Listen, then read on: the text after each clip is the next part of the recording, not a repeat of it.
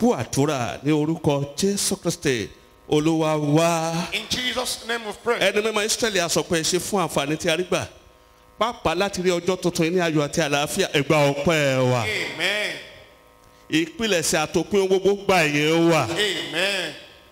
Ògo ni forúkọ ọmọ yín. Hallelujah. Bàbá láàárọ̀ ẹ bá wa sọ ọ̀rọ̀. Amen. Ọ̀rọ̀ yìí kó ṣe ìtúsílẹ̀. Amen. Kó mú lára dá. Amen. Kó gbé dìde. Amen. Kó wó palẹ̀. Amen. Kó túmọ̀. Amen. Lópin ọ̀rọ̀ yìí kí gbogbo wa di alábùkún fún. Amen. Ní orúkọ Jésù Kristi ní àgbàdúrà. Amen. Amen. Amen. In Jesus' name. Praise the Lord. Hallelujah. Gbogbo àdìmọ́ kí láàárọ̀ yìí pé a kú ìsinmi. I greet everybody this morning. Happy Sunday. Ọlọ́run ààbò yóò mọ pa ọmọ lórúkọ Jésù Kristi. Amen. Mo sì gbàgbọ́ pé gbogbo àdá ń gbàdúrà fún orílẹ̀-èdè wa. And I believe that every one of us is praying for our country. A sì ń gbàdúrà fún gbogbo àwọn ọmọ Ọlọ́run gbogbo orílẹ̀-èdè ayé pátápátá. And we are praying for all children of God in the world over. Ọlọ́run kó fi òpin sí àjàkálẹ̀ àrùn. That God should put an end to these pestilence. Praise the Lord. Hallelujah. My sermon topic this morning Àkòrí ìwàásù mi ní òwúrọ̀ yìí. is what I called Òun ni mo pè ní sermon resistant Christians. àwọn Kìrìsìtẹ́nì tí ayé wọn tako ọ̀rọ̀ Ọlọ́run. The sermon resistant Christians. Àwọn Kìrìsìtẹ́nì tí ayé wọn tako ọ̀rọ̀ Ọlọ́run. Tàbí ká sọ fún àwọn Kìrìsìtẹ́nì tí ìwàásù ò ṣiṣẹ́ lórí ayé wọn mọ́. Or we can otherwise say Christians are that sermons are no longer active or working. Tàbí kó o tó pé ní àwọn Kìrìsìtẹ́nì tí ìwàásù ò yí padà. Or we can otherwise say Christians that sermons do not change. Kí hallelujah. Hallelujah. Mo fẹ́ ká lọ sínú ìwé wòlíì Síkẹ́lì. I want us to check the Bible, book of Prophet Ezekiel. Orí ìkẹtàléní ọgbọ̀n. Chapter 33. Láti ẹsẹ̀ ọgbọ̀n ó lé méjì. Verse 30. Láti ẹsẹ̀ ọgbọ̀n sí ẹsẹ̀ ọgbọ̀n ó lé méjì. Verse 30 to 32. Àwọn ọmọ aládé àríwá wà níbẹ̀. Gbogbo wọn àti àwọn ará Sídónì tí wọ́n sọ̀kalẹ̀ lọ pẹ̀lú àwọn tí a pa pẹ̀lú ẹrù wọn. Ojú agbára wọn tì wọ́n. Wọ́n sì dùbúlẹ̀ ní aláìkọlà pẹ̀lú àwọn. Ezekiel 33 from verse 30 to 32. Ìwọ ọmọ ènìyàn, síbẹ̀ àwọn ọmọ ènìyàn rẹ̀ ń sọ̀rọ̀ sí ọ lẹ́bàá ògiri àti lẹ́bàá ilẹ̀kùn ilé. Ẹnì kíní sì sọ fún ẹnì kejì. Olúkúlùkù fún arákùnrin rẹ̀ wípé wá èmi ń bẹ̀ ọ́ sì gbọ́ ọ̀rọ̀ tí ó ti ọ̀dọ̀ Olúwa jáde wá. Wọ́n sì tọ̀ ọ́ wá bí ènìyàn ti ń wá. Wọ́n sì jókòó níwájú rẹ̀ bí ènìyàn mi. Wọ́n sì gbọ́ ọ̀rọ̀ rẹ̀ ṣùgbọ́n kì yóò ṣe wọ́n nítorí ẹnu wọn ni wọ́n fi ìfẹ́ púpọ̀ hàn ṣùgbọ́n ọkàn wọn tẹ̀lé ojú kòkòrò wọn. Sì kíyèsí ìwọ jẹ́ orin tí ó dùn púpọ̀ fún wọn ti ẹnìkan tí ó ní ohùn dáradára tí ó sì lè fi ohun èlò orin dáradára nítorí wọ́n gbọ́ ọ̀rọ̀ rẹ̀ ṣùgbọ́n wọn kò ṣe wọ́n. Àti nígbà tí ẹ̀yin bá ṣe kíyèsí yóò dé nígbà náà ni wọ́n mọ̀ wípé wòlíì kan ti wà láàrin wọn. Hallelujah. Hallelujah. And they come unto thee Ó sì tọ̀ wọ́n wá. as the people cometh, Àbí àwọn ènìyàn ti and wá. they sit before thee Wọ́n sì jókòó níwájú as rẹ̀ my people, gẹ́gẹ́ bí àwọn ènìyàn and rẹ̀. they hear thy Wọ́n words, sì gbọ́ ọ̀rọ̀ rẹ̀. but they will not do them. Ṣùgbọ́n wọn kì yóò ṣe wọ́n. Wọ́n á jókòó dáadáa. They will sit very well. Wọ́n á máa wo àlùfáà. They will be looking at the Bí ẹni Bible. pé wọ́n á máa gbọ́ ọ̀rọ̀ yẹn. They will be listening to the word. Bíbélì ní wọ́n kàn ń gbọ́ ni wọn ò ní ṣe é. The Bible says they are just listening to it. They will not be a doer. Àwọn Kìrìsìtẹ́nì tí ọ̀rọ̀ Ọlọ́run ò yí padà mọ́. Sermon resistant Christians.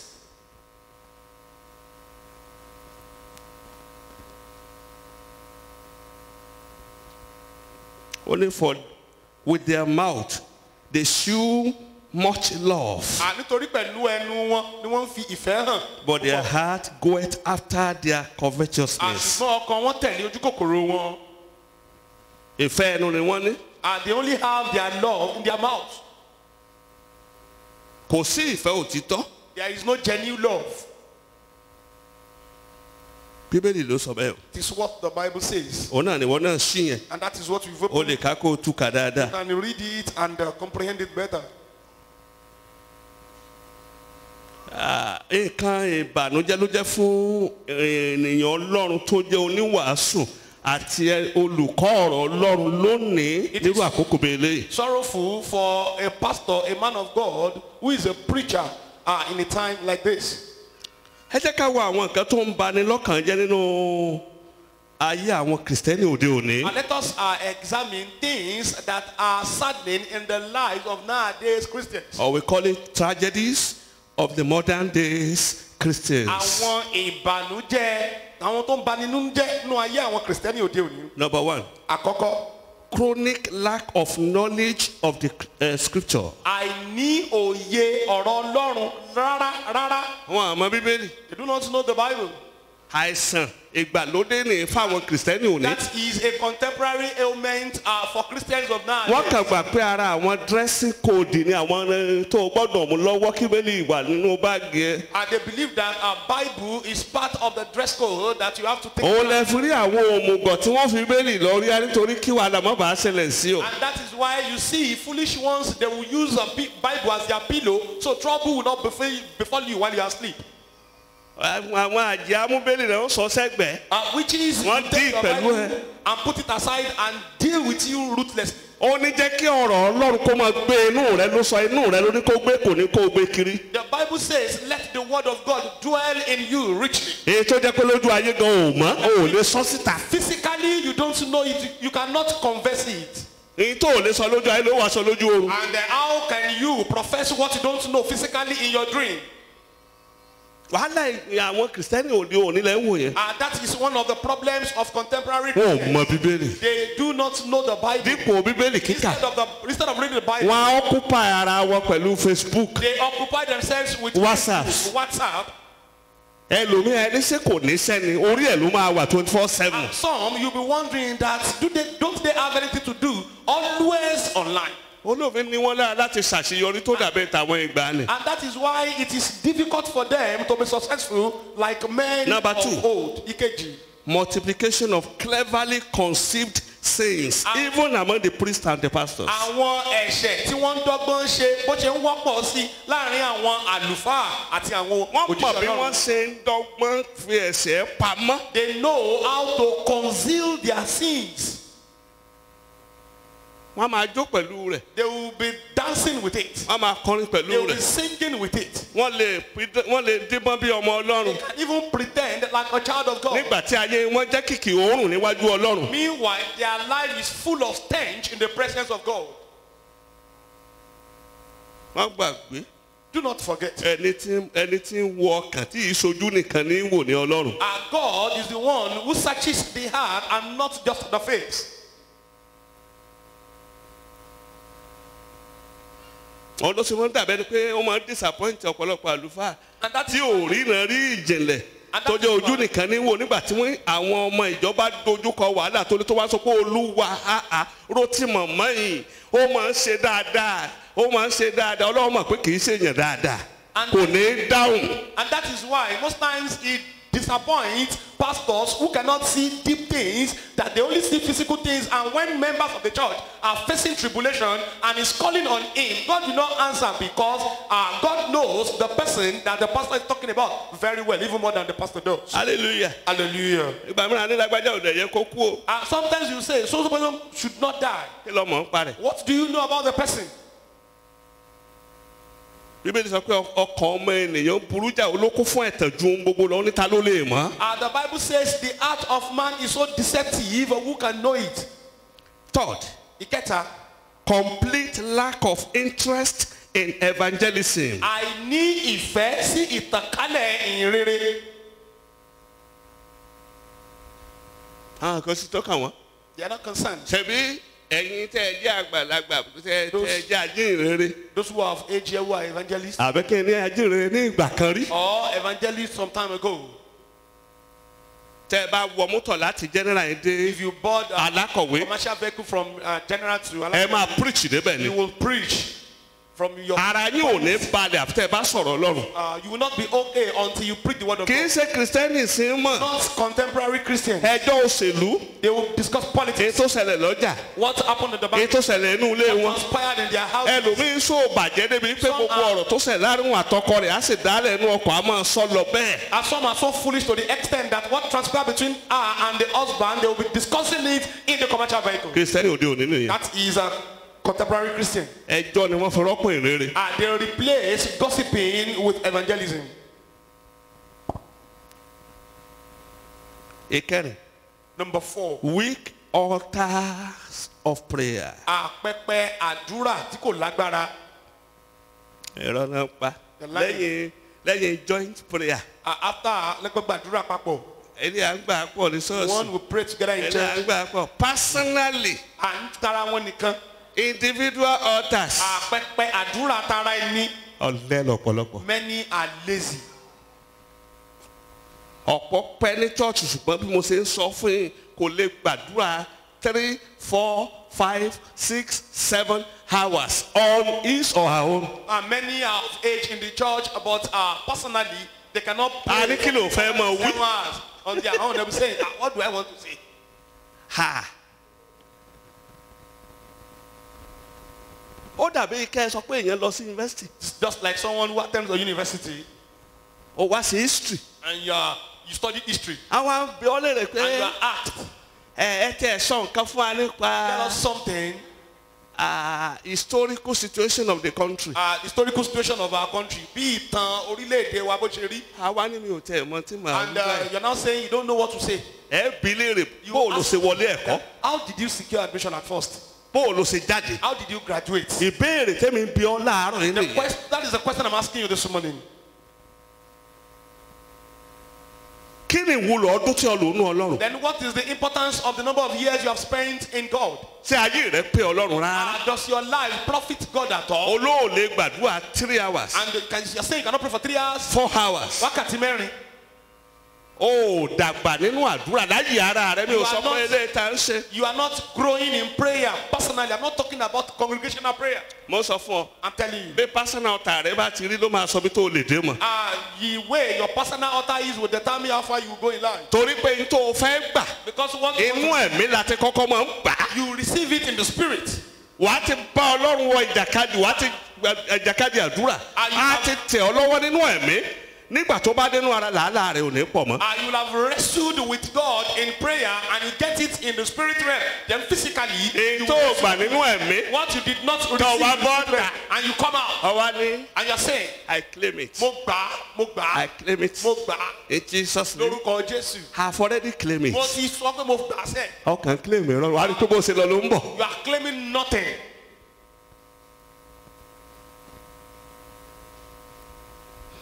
Number 5 Ìkarùn.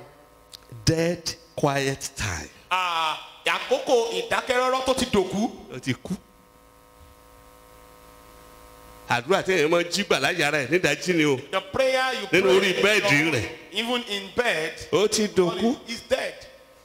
o ráyè rẹ̀ mọ́ ó You kàn don't have time for it again. wàá sọ̀rọ̀ wàá bọ́ lọ́rùn sọ bẹ́ẹ̀ ni pé ọ̀n bẹ́gbẹ́ rẹ̀ kan sọ̀rọ̀ wàá máa lọ. You speak to God as if you were talking to your contemporary and just go away. ẹni bíbélì nínú He doesn't have the Bible, kò lórin nínú no song, kò ládùúrà nínú no prayer. kò nílò kó wá farabalẹ̀ Don't, kó o gbọ́ ohun tí Ọlọ́run fẹ́ sọ and fún you ọ. don't just pay attention to what God has to say. òun lọ́pọ̀lọpọ̀ fi ń dàgbà síbẹ̀ tí ò mú òun Ọlọ́run. And that is why many people are growing èèyàn ṣe é ní bàbá tí ò mú òun rẹ̀. without deciphering the voice of God. èèyàn ṣe é dàgbà ní Ọlọ́run tí ò gbóhùn Ọlọ́run. How will you grow in God without knowing or listening to the voice of God? bí ẹni tí ò mọ ti ń ṣe rárá. It's just like someone who doesn't know what he or she is doing. 6 Ìkẹfà. poor reading culture. Àìní ẹ̀kọ́ ìwé kíkà. poor reading culture. Àìlè máa kàwé dáradára. wọn àráyè ìwé They don't kíkà have time to read àwọn Christian novels. Christian novels, àwọn ìwé bíi Christianity. wọn ò ráyè rẹ̀ mọ́ They don't have time for it anymore. àfàwọn ìkàkùkà. Except for reading of wọ́n máa sọ pé ẹni tó dúró dáadáa ọkùnrin tó lẹ́wà obìnrin kan tó lẹ́wà beautiful woman. àwọn style aṣọ rẹ̀ Styles of ètò kù clothes. tán kà nìyẹn. And that is another thing they read in the magazine. 7. KJ. The inordinate love for position. Àwọn ìfẹ́kùfẹ́ fún ipò. The inordinate love for position. Àwọn ìfẹ́kùfẹ́ fún ipò. Ipò náà máa ń lé. They are after position. Àwọn àìsàn kìrìsìtẹ́nì òde òní nìyẹn. And that is one of the ailments of contemporary Christians. I'm the social coordinator. Èmi ni I'm olùdarí the social ipò báyìí. pastor. Èmi ni ẹni báyìí. I'm social in charge of social Èmi ni mo clinical. wà ní ipò báyìí. Mo ṣe Kọ́ńtẹ̀ tó máa ń béèrè kán tó sọ̀rọ̀ tán láti máa tó dùn sí ara ẹ̀. They will introduce Kò sẹ́ni tó bí léèrè o. Nobody is asking them any question. Wọ́n fẹ́ràn láti wà ní ipò. They love to be in position. Èyí tó bá dẹ̀ máa gbà ni wọ́n máa fún. And they will be ready to give it whatever it will take. 8. Kẹjọ. Unholy attention to money. Àwọn ìyàkíyàn máa kọ bí ara tí ò mọ́ sí owó. Fẹ́kúfẹ́ wo. Owó yẹn ìbàjẹ́ rẹ̀ ni. Money is just the problem. Kò sí tí ò lè fi wá owó. There is nothing they cannot use to seek money. Kò rí àbùkù nínú wípé kéèyàn ó ṣe àwọn tí ò tọ́ láti wá owó. Such does not see anything inordinate in seeking money the wrong way. Bó tiẹ̀ máa pariwo lé lórí kò kíá. Even if they will be embarrassed, they don't care. Bó tiẹ̀ jẹ́ kó máa bá tẹnìkan jẹ́ kó yẹn tó jáde kò wọ́rì. Even if they will destroy the life of someone before the money comes out, they don't care. Entertainment lovers. Àwọn tí wọ́n fẹ́ràn afẹ́. Gbádùn. Wọ́n fẹ́ràn fàájì. Love entertainment and fun. Pàtí ni. Party all the time. Ilé ìnáwó ni rẹ̀. A function at all times. Wọ́n bá débẹ̀ wọ́n á bara jẹ́. When they get there, they will just. Ẹ wá wò sí àwọn tẹ́ẹ̀rí ṣọ́ọ̀ṣì lélẹ̀. And you now look at these ones, Christians. Àwọn tí ń mú òórùn bá orúkọ Ọlọ́run. They are the ones who bring a stench to the name of God. Ìkẹwàá. Number 10. Spiritual shallowness. Àìní ìmọ̀ ọ̀jìnlẹ̀ tó nípa tẹ̀mí. Wọ́n shallow. Wọ́n jinlẹ̀. Wọ́n kàn lọ́jọ́ lórí nínú They are ṣọ́ọ̀ṣì ni. of age in the church. Òye ẹ̀mí ò yé They wọn. do not understand. Tẹ́ ẹ bá sọ lé wọn láwọn ò mọ̀. If you say this, they Tẹ́ ẹ don't bá sọ know. lé láwọn ò You say mọ̀. that, they don't know. Bí kẹ́ ẹ máa bí ọmọ yunifásitì ní kindergarten question kó lóun ò mọ̀. It's like asking a university student kindergarten question and Èyí tó yẹ kó tẹ mọ̀ láti ọ̀pọ̀ ọdún. things they ought to have known many years ago. 11. Ìkọkànlá. Revelation poverty. Òṣì ìfihàn àwọn ìgbé ayé tí kò ní ìfihàn rárá. Kí hallelujah. Hallelujah. Wọn ò rí nǹkan kan. I don't see anything. Wọn ò mọ ìjìnlẹ̀. They don't know deep things. 12. Ìkejìlá. Lack of aggressive attention to the things of heaven. Àìní ẹ̀kọ́ bí ara tó pé sí àwọn nǹkan tó jẹ́ ti ọ̀run. Nǹkan Ọlọ́run ìka wọn lára. They are not always concerned about the things of God. Tá a bá sọ pé nǹkan tá a máa ṣe tí wọ́n tá a mú kán lè make heaven kò jọ wọ́n lójú. If they are told Ayé yẹn náà wà all about. These are the Tí things. wọn àmọ́jọ́ tí wọ́n kú nínú rẹ̀. These are the things you will do to make heaven. They do not pay attention to it. They are only concerned about things of the world. The world that they don't know when they will leave. Kí hallelujah. Hallelujah. Ẹ jẹ́ ń dánu tó ń bẹ̀ yẹn. Let me stop there. Tí n bá sọ wípé If I say sermon resistance kí ni túmọ̀ rẹ̀? kí ni ó túmọ̀ sí láti lè jẹ́ kéèyàn tako. It means sermon cannot enter. Ó túmọ̀ sí wípé ìwàásù ọ̀rọ̀ Ọlọ́run kò lè wọlé. Jẹ́ ìpín nǹkan wà tá à ń pè ní bí bulletproof Àwọn kan àtàwọn sọ pé kọ́ bulletproof tí kò jẹ́ kí ọta àbọ̀ kó wọlé sí. waterproof. Àwọn nǹkan tí kì í jẹ́ kó mi wọlé. Nǹkan tí ò jẹ́ kí ọ̀rọ̀ Ọlọ́run wọnú ayé nìyẹn. Things that do not allow the word of God to enter into one's life. Then who are this sermon resistant Christians? Àwọn wo wá ní Kìrìsìtẹ́nì tí ọ̀rọ̀ Ọlọ́run o tí kò lè wọnú ayé wọn. Number 1. Àkọ́kọ́. They stay long in the church but no change in their lifestyles. Wọ́n ti pẹ́ gan gidi nínú ìjọ Ọlọ́run ṣùgbọ́n ìgbé ayé wọn kò yàtọ̀, iye wọn ò yí padà. Ìkejì. Those who are completely deaf to the word of God. àwọn tí wọ́n ti yan adití pátápátá sí ọ̀rọ̀ Ọlọ́run. Third, ìkẹta, those nothing preached moved them. àwọn tó jẹ́ wípé ìwàásù o kìkan tí ẹ̀ kì í kò kàn wọ́n. Kò sí bí wàásù ti gbóná tó kò sí nǹkan kan lára wọn. No matter how spirited the sermon is, it won't move them an inch. Those who select what they want to hear and close their ear or minds to others. àwọn tí wọ́n máa ń yan nǹkan tí wọ́n fẹ́ gbọ́ tó bá ti yan nǹkan tó fẹ́ gbọ́ yẹn eléyìí tó kù wọ́n á di etí wọn wọ́n á sì pa ọkàn wọn dé. Wọ́n ní nǹkan tó máa ń fẹ́ gbọ́ tí wọ́n máa ń dùn láti gbọ́. There are some things they love to hear. Èyí tó bá ti eléyìí tó kù wọ́n á di etí And ni. then all other things they will turn deaf ears to. Those who preach to others what they don't practice. Fún àwọn ènìyàn tó kù ohun tí wọ́n kò lè ṣe tí wọ́n ń wàásù ohun tí wọ́n kò lè ṣe fún àwọn. Those who invite others to hear the word of God but they themselves are hypocrites. àwọn tí wọ́n ń pe àwọn ènìyàn ká ti wá gbọ́ ọ̀rọ̀ Ọlọ́run ṣùgbọ́n tó jẹ́ pé àwọn gan fún Èèyàn they know how to invite ṣùgbọ́n but alágàbàgebè ni they wọ́n. are hypocrites. À ń ṣe prógámù à ń ṣe báyìí o ẹ máa bọ̀ o ṣùgbọ́n ayé wọn ìgbé ayé wọn gan ò dá irọ́ náà pa. Their life is not good. They are liars. Praise the Lord. Hallelujah. Those who refuse the word of God to transform their lives. àwọn tí wọ́n kọ̀ láti jẹ́ kí ọ̀rọ̀ Ọlọ́run kó yí ayé wọn padà. Those who show great interest in hearing but no penetration in their heart. àwọn tí ó wù láti máa gbọ́ ṣùgbọ́n tí ọ̀rọ̀ náà kò ní àyè láti wọlé sínú ọkàn. Of the presence of satanic bird, their seed of the word of God. àwọn tí wọ́n ti fi àyè gba ẹyẹ Sátánì láti máa ṣa ọ̀rọ̀ Ọlọ́run jẹ nínú ayé wọn. Those who come to the house of God and convert their problems to Goliath. àwọn tí wọ́n wá sí ilé Ọlọ́run tí wọ́n wá sọ ìṣòro wọn di Gòláyátì.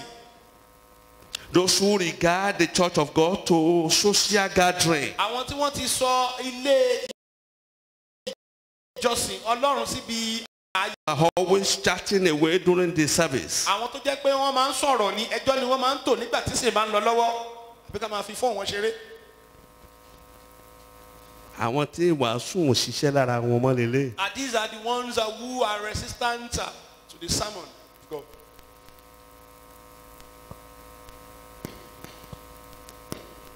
Those who come to church with no notebook, pen, no writing of anything. àwọn tí wọ́n máa ń wá sínú ìjọ Ọlọ́run láìsí ohun kan tí wọ́n á fi kọ̀wé wọn kò sí báírò kò sí ìwé kò sí nǹkan kan. Those who are satanic agents by decision. àwọn tí wọ́n jẹ́ agbódegbà bí aṣojú Sátánì nípa ìpinnu wọn tí wọ́n kàn pinnu láti jẹ́ aṣojú. Wọ́n kàn jẹ́ bàṣẹ̀jẹ́ wọn mọ̀ pé láti máa bà nǹkan jẹ́ ni. They are just determined to be a destroyer. Wọ́n fara wọn jẹ fún èṣù. They have committed themselves to the devil. Those who are over familiar to God àwọn tí wọ́n rò wípé and His word. àwọn mọ Ọlọ́run àti ọ̀rọ̀ rẹ̀ jù. Over familiar. àwọn tí wọ́n rò pé àwọn mọ̀ ọ́ jù. Hallelujah. Hallelujah. Those who hear the word of God with preconceived mindset. àwọn tí wọ́n máa ń gbọ́ ọ̀rọ̀ Ọlọ́run pẹ̀lú ọ̀dọ́ rí lélẹ̀. Wọ́n ti pinnu. They are determined. Báwo kó máa sọ kò sí nǹkan kan mọ́. Whatever you like you can say. It won't change them. Those who are racing towards destruction despite their warning. àwọn tí àwọn ń pinnu wọ́n súnmọ́ bóde ìparun. Wọ́n sáré lọ sínú ìparun lẹ́yìn ọ̀pọ̀lọpọ̀ ìkìlọ̀. They are racing towards a destruction despite many warnings. Those who go ahead to do evil despite warnings. àwọn tí wọ́n ń pinnu làwọn tí wọ́n láti lọ máa ṣe ibi ẹgbẹ́ wọn ń gbọ́ ìkìlọ̀. Àwọn tó ń ṣe ibi tó búburú wọn ò yí padà síbẹ̀. Ìkìlọ̀ ń bọ̀. Evil are all the times despite several warnings. Àwọn tí wọ́n ti di pé tàmí dànù ọ̀rọ̀ Ọlọ́run wọlé sí wọn láti yí wọn padà. These ones are sermon-proof Christians. Those who regard the word of God as entertainment only. àwọn tí wọ́n rò wípé ọ̀rọ̀ Ọlọ́run o ọ̀rọ̀ fàájì lásán ni. Those who are in the church but are not in church. àwọn tí wọ́n wà nínú ìjọ Ọlọ́run ṣùgbọ́n wọn kò tún sí níbẹ̀. Those who run from church to church to avoid the truth. àwọn tí wọ́n ń sá láti inú ìjọ kan sí òmíràn. Moving from one church to the other. Wọn fẹ́ gbọ́ òótọ́ tó bá di pé lè tún ti le jù wọn á tún sá. Àwọn lè ní wọn á tún sá. This one is too hard for them, they will run. Àdéhùn kẹrin pé wọn sínú ìjọ náà ni. And eventually you know that they are not in church.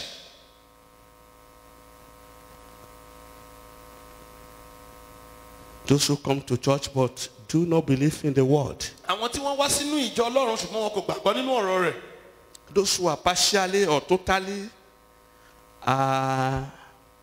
resistant, sermon resistant proved. àwọn tó jẹ́ pé níwọ̀n bá díẹ̀ wọn kò fẹ́ gbọ́ ọ̀rọ̀ Ọlọ́run kò jíṣẹ́ nínú ayé wọn rárá.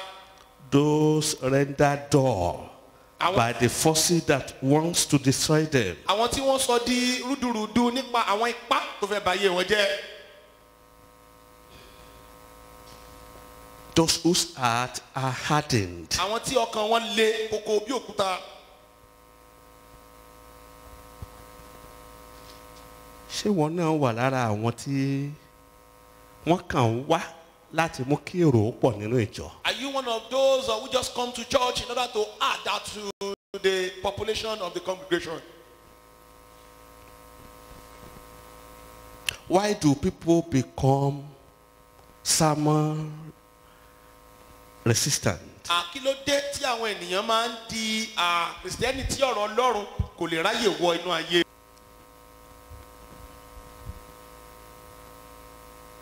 Number one, because they are willing to depart, they are unwilling to depart from sin. àkọ́kọ́ ni pé wọn kò fẹ́ fi ẹ̀ṣẹ̀ sílẹ̀. Ohun tí wọ́n máa ń ṣe tó burú yẹn wọ́n fẹ́ jọ̀wọ́ rẹ̀. That evil thing they are good at doing, they are not ready to let go of it. Ìdí yẹn tí wọ́n fi fàyè gba ọ̀rọ̀ Ọlọ́run láti wó wọn palẹ̀ láti tún wọn That's the ṣe. reason why they did not allow the word of God to break them down and rehabilitate them. Number two, the lack of divine encounter. Wọn kò tí ì ní ìrírí pẹ̀lú Ọlọ́run. Wọn àti ìrírí ìbápàdé pẹ̀lú Ọlọ́run. They not have divine encounter with God. Ìdí ní tí gbogbo wọn fi ń nàgà tí wọ́n ń sapá láti sàmú àyànmọ́ wọn ṣe tí ò ṣẹ. And that is why many of them are struggling and hustling to fulfill destiny, and it is becoming futility. Ẹ bá sọ pé n tẹ́ ṣe yóò dá kó ní lọ jókòó kó turò wípé ẹni báyìí sọ báyìí ẹni báyìí sọ báyìí ẹni báyìí sọ báyìí ẹ jẹ́ kí n sóhun tọ́ ni tí mò ń ṣe kí n sì ṣe àtúnṣe láyé ara mi rọ́ o. If you tell them that what they have Gbogbo wọn ló máa mú lọ́tà papọ̀. is not good, they will not go back and ruminate on it that this person has said this, person has said this, and work on it and become a better person. Instead of that, it will make all of them his or her enemies. They have enrolled into the school of backsliding. Wọ́n ti lọ forúkọ sílẹ̀ nílé ẹ̀kọ́ àpẹ̀yìndà. Number four, Kẹrin. over familiarity. Mi lérò pé o mọ nǹkan jù. O mọ èèyàn jù. Pé mo ti súnmọ́ Ọlọ́run kò kí náà ṣe tí mi ò mọ̀. I'm familiar with God. There is nothing they are doing that I don't know. Unbelief. Àìnígbàgbọ́. Bondage of tradition. Ìgbèkùn bá ṣe máa ń ṣe nìyẹn o, àṣà wa ni o. Kò jẹ́ kí wàásù onítùmọ̀ ní ayé wọn ti pinnu. It doesn't make sermon to be meaningful to them. Bá a ti máa ń ṣeré. And that is the tradition. Ìwà wa nìyẹn nínú ilé wa. Our behaviour, that is our character in our household. Àtọ́ bá ní àbó tí ń sọ̀rọ̀ yìí ti á ní arábá tí ń sọ lọ́dọ̀ wa nìyẹn o. The way you are talking is not good. That is how we talk in our household. Ó parí. That's all. Ọ̀rọ̀ Ọlọ́run lè ṣiṣẹ́ nú ayé The rẹ̀. word of God do not function in Torí such kò rí bí life. àbùkù. Spiritual indiscipline. Àìlèkóra ẹni níjàánu nípa tẹ̀mí. Overconfidence. Kí èèyàn kó gbàgbọ́ nínú ara rẹ̀ jù. Worldly mindedness. Rírìn nípa àwọn títí ara. Ungodly friends. Àwọn ọ̀rẹ́ tí kò wà bí Ọlọ́run. Tó ní nìyẹn o láwọn ọ̀rẹ́ tó jẹ́ tẹ́jọ́ máa sọ̀rọ̀ tó ní tó jẹ́ ti ẹ̀mí. You don't have friends whom you would discuss spiritual things with. Oníwọ̀ òkè mutí ṣùgbọ́n ọ̀rẹ́ rẹ tó dáa jùlọ ọ̀mùtí ni. You don't drink alcohol, but your best friend is a drunkard.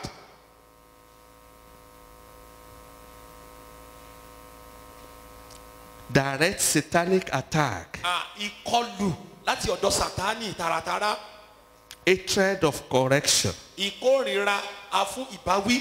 Wọ́n fẹ́ kán bá wọn wí. They don't like correction. Inú máa bí wọn ni. Be hungry. Wọ́n á gbà sódì. They will take it. A ní sí àwọn ò mọ̀ ṣe nìyẹn. Does that mean Sáwọn ò mọ̀ sọ nìyẹn. Does that mean I don't know how to say? Mi ò mẹ́ni tó gbọ́n tán. I don't know who is what. Bẹ́ẹ̀ bá ti sọ̀rọ̀ kan pé à Once you say this, ẹ̀ẹ́dẹ̀ ṣe kínní dáadáa o. you did not do this Ó thing máa very well. jàre ni. They will just be hungry A máa fìbínú sọ̀rọ̀. and be talking with anger. Torí kò fẹ́ kí ìwàásù kó yí ayé òun padà. And because such does not want someone to transform his or her life. Òun ló fi jẹ́ pé ọdún téèyàn lò ní ṣọ́ọ̀ṣì kò sọ bí ó ṣe tó àti bó ṣe lágbára tó And that is nínú ẹ̀mí. why the number of years you spend in church does not determine how powerful and how wise you are in the spirit realm. Unteachableness. Kí ènìyàn kó má ní ọkàn tó ṣe é kọ́. Wọ́n lọ́kàn tó ṣe é kọ́. They are Wọ́n lọ́kàn tó ṣe é kọ́. unteachable. Kò sí ní tẹ́ ẹ kọ́ wọn tó lè ṣiṣẹ́ torí pé ọkàn wọn gan ò lọlẹ̀. Ọkàn ìrẹ̀lẹ̀ wọn ò ní. And there is nothing you teach them that will work because they do not have a humble heart. Praise the Lord. Hallelujah. Ó jẹ́ nǹkan ìbànújẹ́ tó sì kọni lóminú púpọ̀. It is disheartening Pé ọ̀pọ̀lọpọ̀ kìrìsìtẹ́nì wọn ò mọ Ọlọ́run tí wọ́n ń sìn. that many Christians do not know the God they are serving. Òun ló fìyà jẹ wọn lénìí. And that is why they are suffering so much today. Wọn ò mọ̀. They do not know. Wọn ò mọ̀ gbẹ́gbẹ́ rẹ̀ ti tó. They don't know how powerful he is. Bá ti ń gbẹ́kẹ̀lé ènìyàn tó ń gbẹ́kẹ̀lé Ọlọ́run á máa káàkiri. As they are trusting in man, they are trusting in God. They will be walking from one point to the other. Ẹ kí hallelujah. Hallelujah. Kí hallelujah. Hallelujah. Ẹ yá wo Samuel kìíní orí ìkarùndógún 22 to 23. 1 Samuel chapter 15 from verse 22 Nǹkan lọ gbàdúrà. to 23. And from there, we pray. Samuel sì wí pé, Olúwa, a ní inú dídùn sí ọrẹ sísun àti ẹbọ bí pé kí a gba ohùn Olúwa gbọ́. Kíyèsí, ìgbọràn sàn ju ẹbọ lọ, ìfetísílẹ̀ sì sàn ju ọ̀rá àgbò lọ. Nítorí pé ìṣọ̀tẹ̀ dàbí ẹ̀ṣẹ̀ àfọ̀ṣẹ àti agídí gẹ́gẹ́ bí ìwà búburú àti ìbọ̀rìṣà. Nítorí pé ìwọ kọ ọ̀rọ̀ Ọlọ́run, òun sì kọ̀ ọ́ ní ọba. Kí hallelujah. Hallelujah. Ọ̀pọ̀ rò wípé òun lè fi àwọn ìgbé ayé ìṣeféfé asán tu Ọlọ́run lójú. Many people believe that they can deceive God with their pretense and deceptive. Tàbí ìdámẹ́wàá rẹ̀. All your tithes, Tàbí orin tó ń kọ. all the songs, Tàbí iṣẹ́ tó ń ṣe ní all church. the work you do in the house of God. Kó sì gbàgbé ní tó ń ṣe tó burú. And forget your evil deeds. Ẹ̀ṣẹ̀ rẹ̀ ó mọ dúró níwájú rẹ̀ ni. Your sin will always stand in Láti front of dá ọ lẹ́bi àti láti takò ọ́. to condemn you Torí kó o kọ̀ láti yí padà. because you have refused to change. Kí hallelujah. Hallelujah. Ó lẹ́nikẹ́ni tó bá bọ ẹ̀ṣẹ̀ rẹ̀ mọ́lẹ́ oní kò ní ṣe rere. Bible says, whosoever covereth his sin will not prosper.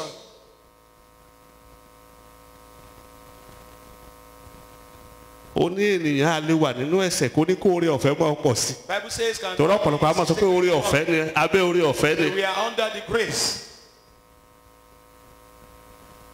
Fún ní kí a má rí. Far be it.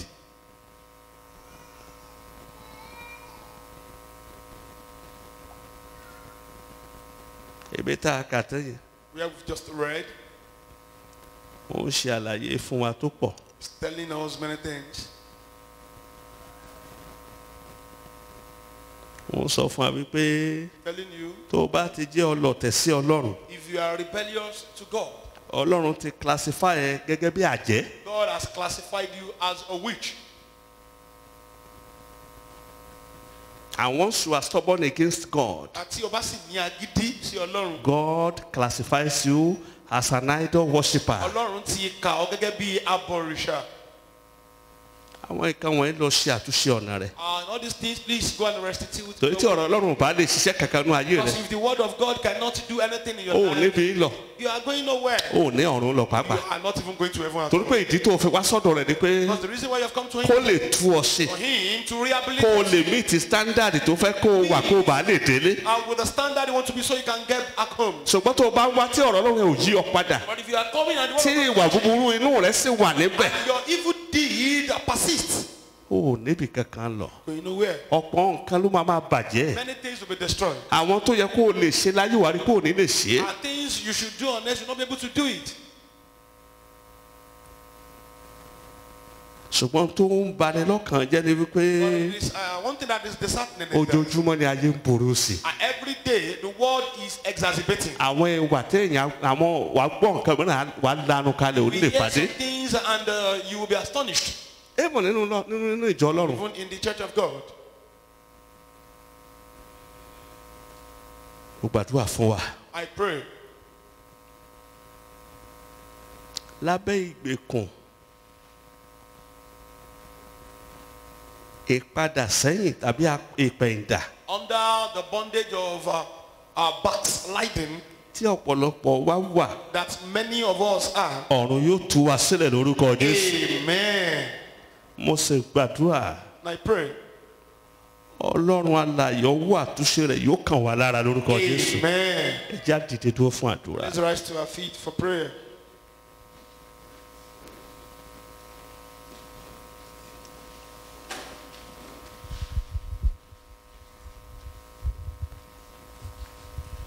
ó bá délé kó o tú gbogbo rẹ̀ wò. And when you get back home, please re-examine everything. ilé tó bá jẹ́ tẹ̀ ń bẹ̀ kó o ṣàtúnṣe rẹ̀. The ones that are yours, that is the reason why you are hearing it.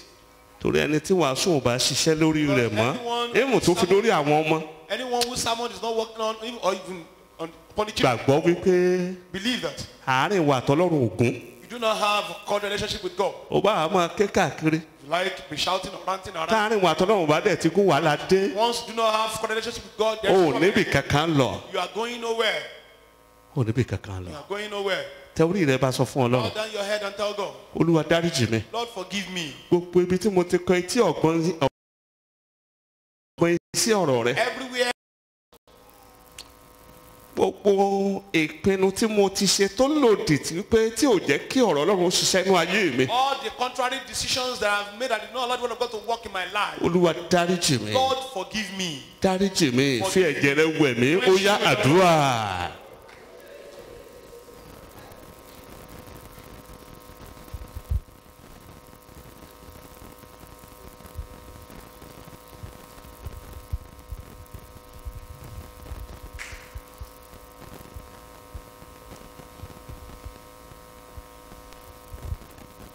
orí ọ̀fẹ́ láti ṣe àtúnṣe tó tọ́ Olúwa jọ̀ọ́ balẹ̀ mi. The grace to do a necessary restitution, let it fall upon me. ẹ̀mí ìbẹ̀rù rẹ jẹ́ kó balẹ̀ mi. The spirit of your fear, let it fall upon me.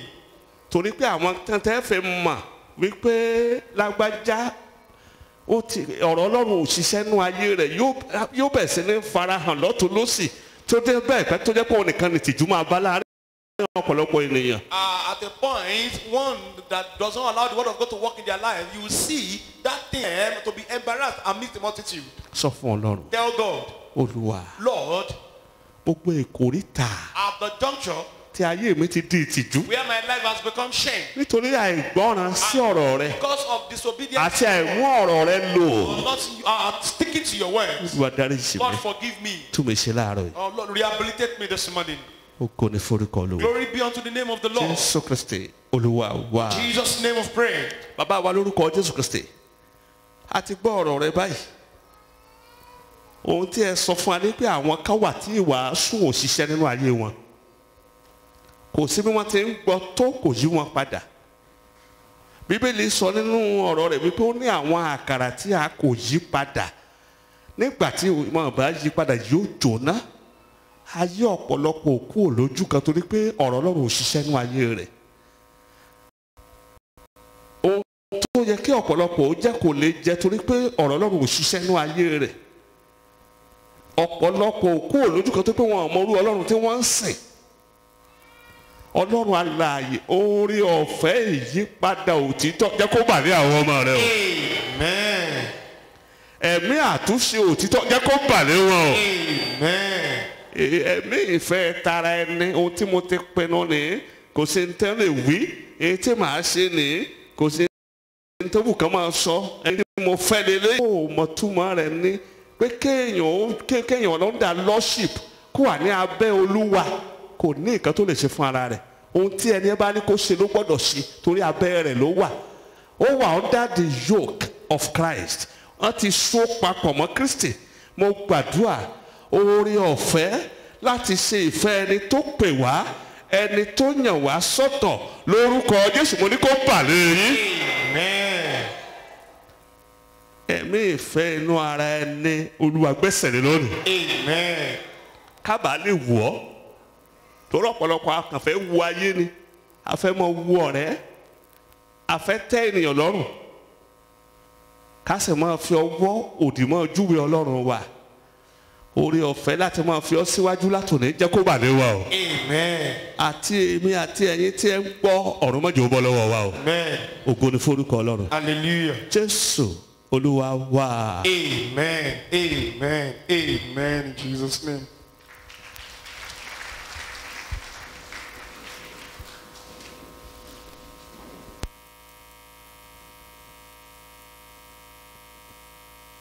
Hallelujah to Jesus.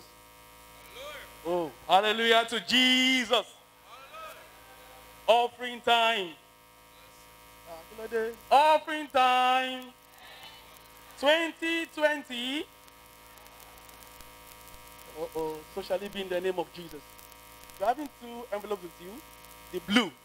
The blue is for every Sunday Thanksgiving. Why the wine is. Then if you're watching us online, you can send your tithe and offering to the account number scrolling on your screen. Let's bring out our tithe and offering, so we pray. Bàbá wa àti Ọlọ́run wa sọ pé ẹ ṣé ní gbogbo ọ̀nà. A gbé yín ga pé ẹ tún pa wá mọ́, ẹ pèsè fún wa, ẹ tọ́jú wa. Ọlọ́run ẹ gba ọpẹ́ wa.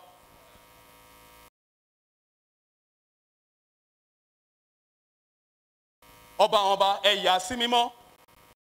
Ẹ jẹ́ kó wúlò fún ògo yín. Ògo ni forúkọ yín lókè ọ̀run. Àwa béèrè fún ìbùkún lórí iṣẹ́ wa, lórí ayé wa, lórí ẹbí wa. Ọlọ́run ó yẹ ìbùkún fún wa. A béèrè fún ààbò, ó yẹ ìdáàbò yín bò wá. Ògo ni fún Jésù lókè ọ̀run. Ògo ni fún Jésù lókè ọ̀run. Fún Jésù lókè ọ̀run. Jésù Kristi, Olúwa wa. Àmín, àmín ní orúkọ Jésù.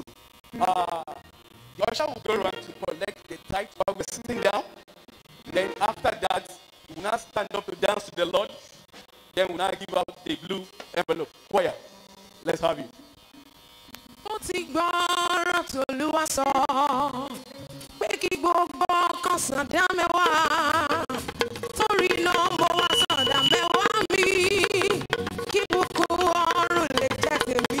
Mo ti gbọ́ ọ̀rọ̀ t'Olúwa kí l'Olúwa sọ ìdá mẹ́wàá. Torí náà mo san ìdá mẹ́wàá mi kí ìbùkún ọ̀run lè jẹ́ tèmi.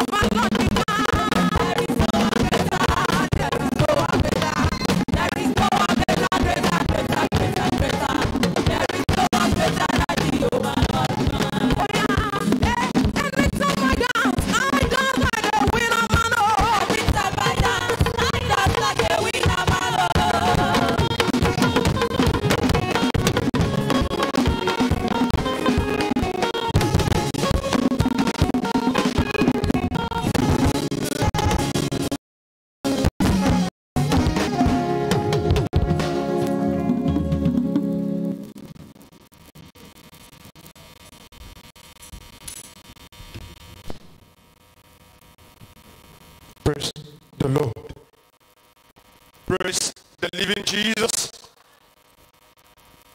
Kí gbogbo wa pé a kú sí lẹ́ni tí Jésù Kristi bá fa bíbọ̀ ẹ̀ sẹ́yìn. Ẹ̀mí wa ṣe púpọ̀ láyé ní orúkọ Jésù. Amen. Kí gbogbo àwa tí wọ́n bá wá jọ́sìn fún ìgbà àkọ́kọ́ ní gbogbo ibi tí a wà. Welcome those that are worshiping with us for the first time today. Àdúrà wa ni wípé Prayer is that Ọlọ́run tó ṣiṣẹ́ ìyanu lórí òkè yìí God is doing wonders on this yóò mountain. ṣiṣẹ́ ìyanu ayé wa lórúkọ Jésù. Amen. Jẹ́ kí a tẹ́tí gbọ́ bí àwọn ètò ìsìn wa ṣe máa lọ ní ọ̀sẹ̀ yìí. Let's listen attentively to Àti the order of our àwọn- service this week Ìfilọ̀ tí ó kù. and also the other announcements. Gẹ́gẹ́ bí a ti ṣe mọ̀, As we all know, ìpàdé ọjọ́ Wednesday wa our Wednesday prayer ó ń meeting tẹ̀síwájú bí ó ṣe lọ tẹ́lẹ̀ continue the way we've been doing ní it before àwọn centers tí a ti ń ṣe. at our different house fellowship Ẹ centers. jẹ́ kí a gbìyànjú kí a lọ sí ilé ìtúnṣúmọ̀ ọ̀dọ̀ wa jù. Let's endeavor to go to the nearest one to us. Àkókò yìí ò kì í ṣe àkókò tí a gbọ́dọ̀ kọ ìpéjọpọ̀ àwọn ará sílẹ̀. It's not the time to neglect the fellowship of the brethren. Ẹ jẹ́ kí a gbìyànjú kí a péjọ papọ̀ Let's endeavor together láti lè kẹ́kọ̀ọ́ ọ̀rọ̀ Ọlọ́run to listen to the word of God láti lè jọ gbàdúrà and papọ̀. also to pray together. Àdúrà ò ní ṣe lórúkọ Jésù. Amen. Bákan náà, Also, wọ́n ní kí a sọ fún àwọn Chinese star women this to inform the Shining Stars women pé ìpàdé ráńpẹ́ máa wà lẹ́yìn ìsìlẹ̀ ni that there will be a brief meeting after kí the wọ́n service jẹsẹ̀ today. dúró That láti they parí should ìsìn. wait after the service. A rí lẹ́tà ìdúpẹ́gbà Receive an appreciation letter láti ìdílé Afọlábí from the family of Afolabi. àti ọkọ wọn di olóògbé ní ọjọ́ díẹ̀ sẹ́yìn. Their husband, some Wọ́n dúpẹ́ days lọ́wọ́ ago, bàbá wa nínú Olúwa àti wọn ní Olúwa. they appreciate our father and mother in the Bákan Lord. náà ni wọ́n dúpẹ́ lọ́wọ́ gbogbo ìjọ Also, the church fún àdúrótì. for the support. Àwọn sì gbàdúrà pé ọjọ́ ayọ̀ ni a máa fà á, Amen. pé a kò ní fi ọjọ́ ọlọ́jọ́ lọ ní orúkọ Jésù. Amen.